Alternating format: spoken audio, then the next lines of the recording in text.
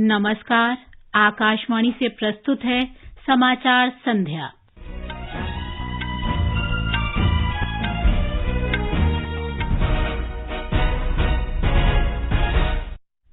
प्रधानमंत्री नरेंद्र मोदी ने गुजरात के राजकोट में कई विकास परियोजनाओं का लोकार्पण और शिलान्यास किया। श्री मोदी ने कहा, जीवन में सुगमता केंद्र सरकार की सर्वोच्च प्राथमिकताओं में है। संसद के दोनों सदनों में मणिपुर मुद्दे पर आज भी हंगामा जारी रहा। गृह मंत्रालय मणिपुर वायरल वीडियो मामले को सीबीआई को सौंपेगा। भारत ने अरुणाचल प्रदेश के खिलाड़ियों को नत्थी वीजा जारी करने पर चीन का कड़ा विरोध किया। उच्चतम न्यायालय ने संजय कुमार मिश्रा को 15 सितंबर तक प्रवर्तन निदेशालय का निदेशक बने रहने की अनुमति दी। मुंबई में फिर मूसलाधार बारिश, तेलंगाना के वर्षा प्रभावित इलाकों में बचाव और राहत अभियान तेज। और बारबाडोस में भारत और वेस्टइंडीज के बीच पहला एक दिवसीय क्रिकेट मैच जारी। समाचार संध्या के साथ मैं प्रियंका अरोड़ा। प्रधानमंत्री नरेंद्र मोदी ने कहा है कि जीवन में सुगमता और जीवन की गुणवत्ता उनकी सरकार की सर्वोच्च प्राथमिकताओं में है। गुजरात के राजकोट में 2000 करोड़ से अधिक की परियोजनाओं का लोकार्पण और शिलान्यास करने के बाद श्री मोदी ने एक जनसभा में कहा कि उनकी सरकार सुशासन की गारंटी के साथ सत्ता में आई है। बीते 9 वर्षों में केंद्र सरकार ने समाज के हर वर्ग, हर क्षेत्र के जीवन को आसान बनाने के लिए काम किया है। हम गुड गवर्नेंस की, सुशासन की गारंटी देकर आए हैं। आज हम उस गारंटी को पूरा करके दिखा रहे हैं। हमने गरीब हो, दलित हो, पिछड़े हो, आदिवासी हो, सबके जीवन को बेहतर बनाने के लिए निरंतर काम किया। श्री मोदी ने कहा कि पिछले 9 वर्ष के दौरान देश में गरीबी काफी हद तक कम हुई है। हमारी सरकार के प्रयासों से आज देश में गरीबी तेजी से कम हो रही है। अभी हाल में जो रिपोर्ट आई है वो कहती है कि हमारी सरकार के 5 साल में 13.5 करोड़ लोग गरीबी से बाहर निकले। प्रधानमंत्री मोदी ने राजकोट को गुजरात के सौराष्ट्र क्षेत्र का विकास इंजन बताया। उन्होंने कहा कि राजकोट शहर अपने लगातार बढ़ते ऑटोमोबाइल उद्योग के कारण मिनी जापान के रूप में उभर रहा है। श्री मोदी ने कहा कि नया हवाई अड्डा स्थानीय उद्योगों को वैश्विक बाजार से जुड़ने में सहायता करेगा। प्रधानमंत्री ने कहा कि पिछले 9 वर्षों में सड़क, रेलवे और हवाई संपर्क सुदृढ़ हुआ है। प्रधानमंत्री ने आज राजकोट के पास हीरासर में राज्य का पहला ग्रीनफील्ड अंतर्राष्ट्रीय हवाई अड्डा और महत्वाकांक्षी सोनी सिंचाई योजना के अंतर्गत 2 विकासात्मक परियोजनाओं का उद्घाटन किया। नया हवाई अड्डा 1405 करोड़ रुपए की लागत से 1500 एकड़ भूमि पर बनाया गया है। नागर विमानन मंत्री ज्योतिरादित्य सिंधिया ने कहा कि राजकोट देश का उभरता हुआ आर्थिक केंद्र है। जहां कनेक्टिविटी वहां व्यापार, और जहां कनेक्टिविटी वहीं रोजगार, और जहां परिवहन वहीं परिवर्तन। 2014 में केवल 74 एयरपोर्ट होते थे, आज 148 एयरपोर्ट हैं। इस शुभ अवसर पर हमारी यही सोच है कि गुजरात उड़े, गुजरात जुड़े और गुजरात बढ़े। इससे पहले प्रधानमंत्री ने राजस्थान के सीकर में विभिन्न विकास परियोजनाओं का लोकार्पण और शिलान्यास किया।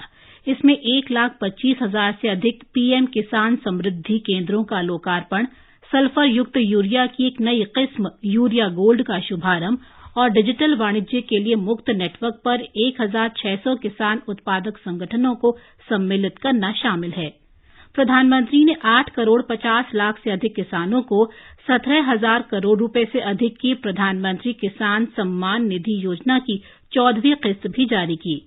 प्रधानमंत्री ने कहा कि पिछले 9 वर्षों में खेत से बाजार तक अनाज पहुंचाने के लिए नई प्रणालियां बनाई गई हैं। प्रधानमंत्री ने कहा कि श्री अन्न को प्रोत्साहन देने से इसके उत्पादन, प्रसंस्करण और निर्यात में वृद्धि हो रही है। श्री मोदी ने कहा कि भारत का विकास तभी संभव है जब इसके गांवों का विकास होगा। सीकर में एक जनसभा में प्रधानमंत्री ने कहा कि कांग्रेस और विपक्षी दल अपनी नाकामियों को छिपाने के लिए नए-नए नाम लेकर जनता के सामने आए हैं। उन्होंने कहा कि जिस तरह खराब काम करने वाली कंपनी दोबारा नए नाम के साथ बाजार में आ जाती थी, उसी तरह कांग्रेस और अन्य पार्टियां यूपीए सरकार की गुमनामी को छिपाने के लिए इंडिया नाम लेकर आई हैं। उन्होंने कहा कि इन पार्टियों के लिए वोट बैंक सर्वोपरि है, राष्ट्रहित नहीं। श्री मोदी ने कहा कि महात्मा गांधी जी के भारत छोड़ो आंदोलन की तरह ही इस समय देश में कई नए आंदोलन चल रहे हैं। जैसे गांधी जी ने क्विट इंडिया का मंत्र दिया था, वैसे ही आज का मंत्र है भ्रष्टाचार क्विट इंडिया, भ्रष्टाचार छोड़ो इंडिया, परिवारवाद क्विट इंडिया, परिवारवाद छोड़ो इंडिया, तुष्टीकरण क्विट इंडिया, तुष्टीकरण छोड़ो इंडिया। क्विट इंडिया ही देश को बचाएगा और देश को विकसित भारत बनाएगा। ये समाचार हमारी वेबसाइट newsonair.com/hindi और हमारे mobile app news on AIR पर भी उपलब्ध हैं। अपने कैलेंडर में 31 जुलाई 2023 मार्क कर लीजिए। ये है आयकर विवरणी भरने की आखिरी तारीख, तो देर ना करें, जल्द से जल्द अपनी आयकर विवरणी भरें, क्योंकि आयकर भरने से होता है देश का निर्माण और हमें होते हैं ढेरों फायदे। रिफंड्स जल्दी आते हैं, लॉसेस कैरी फॉरवर्ड कर सकते हैं, लोन्स, क्रेडिट सुविधाएं, वीजा के लिए आसानी हो जाती है, इंटरेस्ट और लेट फीस नहीं देनी पड़ती। साथ ही ये भी ध्यान रखें कि अगर आपकी विदेश में संपत्ति या आय है तो फॉरेन एसेट और फॉरेन सोर्स इनकम शेड्यूल भी जरूर भरें। तो आइए मिलकर अपनी जिम्मेदारी निभाएं। वे व्यक्ति व संस्था जिनके खाते टैक्स ऑडिट के लिए उत्तरदायी नहीं है, अपना इनकम टैक्स रिटर्न अवश्य ई फाइल करें 31 जुलाई 2023 तक। ITR ई फाइलिंग के लिए incometax.gov.in पर जाएं। ये आकाशवाणी है। मणिपुर हिंसा के मुद्दे पर संसद के दोनों सदनों की कार्यवाही आज भी बाधित रही और कल तक के लिए स्थगित कर दी गई। कांग्रेस, तृणमूल कांग्रेस, DMK, जनता दल यूनाइटेड और अन्य विपक्षी दलों के सदस्य मणिपुर मुद्दे पर प्रधानमंत्री नरेंद्र मोदी के बयान की मांग करते हुए सदन के बीचों बीच आ गए। राज्यसभा में भी ऐसी ही स्थिति रही। सभापति जगदीप धनखड़ द्वारा विपक्ष के नेता मल्लिकार्जुन खड़गे को बोलने की अनुमति देने पर सत्ता पक्ष के सदस्यों ने नारेबाजी शुरू कर दी। सदन के नेता पीयूष गोयल ने विपक्षी सदस्यों के काले वस्त्र पहनकर आने के लिए उनकी आलोचना की। मणिपुर के सूचना और जनसंपर्क मंत्री डॉक्टर एस रंजन ने कहा है कि राज्य सरकार ने अगले महीने के दूसरे या तीसरे सप्ताह में राज्य विधानसभा का सत्र बुलाने का निर्णय लिया है। इस सत्र में राज्य में जारी जातीय संकट पर चर्चा की जाएगी। गृह मंत्रालय मणिपुर वायरल वीडियो मामले को CBI को सौंपेगा। सूत्रों ने बताया कि इस सिलसिले में केंद्र सरकार राज्य से बाहर मुकदमा चलाने की मांग करेगी। गृह मंत्रालय मैतेई और कुकी दोनों समूहों के संपर्क में है तथा पूर्वोत्तर राज्य में सामान्य स्थिति बहाल करने के लिए आगे बातचीत चल रही है। भारत ने अरुणाचल प्रदेश के कुछ खिलाड़ियों को नत्थी वीजा जारी करने पर चीन का कड़ा विरोध किया है।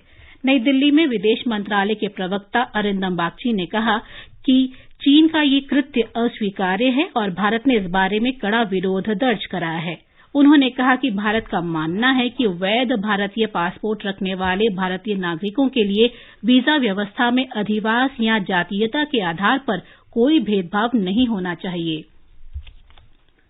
विदेश मंत्री डॉक्टर सुब्रमण्यम जयशंकर ने कहा है कि G20 की अध्यक्षता में भारत मानवता के लिए सबसे गंभीर चुनौतियों पर ध्यान केंद्रित करने में सक्षम है।